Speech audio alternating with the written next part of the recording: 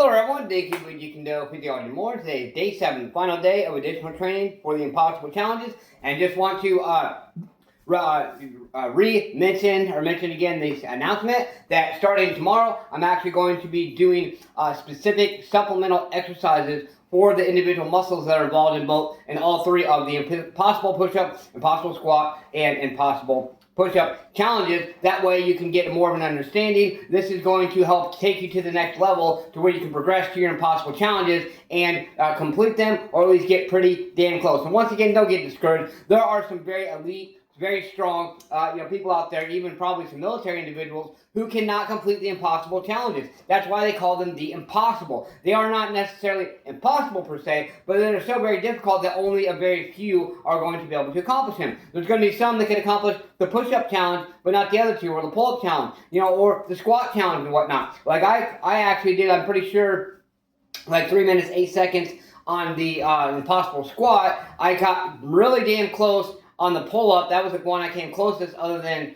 the squat. And then the push-up challenge, I was a bit away. But I actually had not been doing as much push-ups back then as I had been progressively doing over time. Now I'm not going to, what I'm going to do today, I'm going to give you a simulation on the impossible squat today, like I did the push-up yesterday. I'm not going to do the pull-up just for the simple fact I've been doing pull-ups, but I've been really overworking. I did some crazy bench yesterday. And, I still have still healing from this fractured rib and whatnot. So I'm still pushing myself. But because of that, I've already put in more than enough stress on my rib cage there that I really don't want to put anymore. Today is going to basically help recover that area. So the one thing to keep in mind is that recovery process. You can sit there and just annihilate your body for a period of time, which is great. But we got to recover. And the more you're going to the more finely tuned you are into your body, the more in tune, and the more you know your body, that is going to allow you to know, hey, you know what, well, maybe I need a rest day, a recovery day. Maybe just like me, I don't ever do technically a rest day. Like today is a recovery mobility day. I still do some crazy things. As you see, I've been sweating still pretty crazy, but I did some high intensity for a short duration, and then I also did some maintenance type cardio things, kicks and other things to help enhance my mobility. So let's get into it. Once again, this is just a simulation exercise. And now, if you have to start, if you can't seem to hold the standard horse stance, which is once again the impossible squat is the horse stance, just in a static position. If you cannot do the standard horse stance, which is the wider one, for very long, start off with the narrow one. That's still a hell of an accomplishment. It's still not going to be easy. So this is the narrow. And once again, to find the wide horse stance, well, you know what? Let's back up a bit. So first, I'm going to show you a real easy way to find what's the semi-narrow position for the horse stance. So we're going to go with our feet like this. Go 1, 2, 3, 4, and about maybe 5.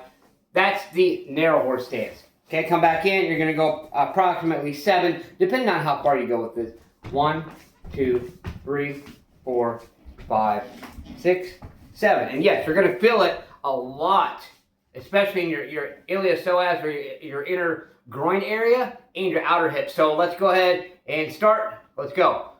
Once again, this is just a static position. You want to focus on keeping your back as straight as possible. That's the most difficult part. Now, I would definitely not recommend it. I would strongly suggest not to do this if you've already done, say yesterday you did some crazy leg training, or say you've done some things with your legs this morning. I would wait until you're fully fresh, maybe on a recovery rest day or whatnot, things like that. And I've been doing this for a long time. I don't necessarily always hold it in a static position. A lot of times I'm just doing pulses and things like that and whatnot. It's been about 35, 40 seconds now. I don't even really feel it a lot, but I want everyone to just kind of practice and do these things. You can do sets, do 30 seconds, take a rest, get up, whatever, and then you're going to probably feel some pain depending on, how mobile you are in your groin, your inner groin or iliopsoas region.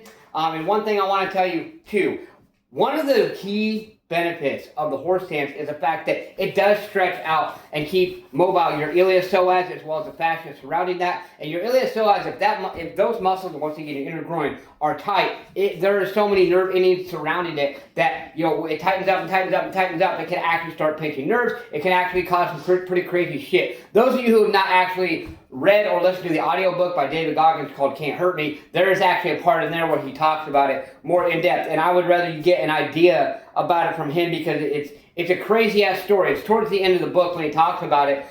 So those of you who have not checked it out, I recommend the audiobook. Because the audiobook, it's basically, he's doing interviews, there's extra things you don't get in the regular book. So either way, challenge yourself today with this. Do the things you don't want to do and embrace more discomfort. Believe in yourself. Believe you can do it, and believe that you deserve it. Smash point, kick that like button, just don't break it. Let's get out there and do something. Do more than what you did yesterday. Keep your ass up today and grind. What have you done today to push yourself, to grind, to embrace that discomfort? Whatever it is, keep embracing more because you know you can. Push yourself. Let's go.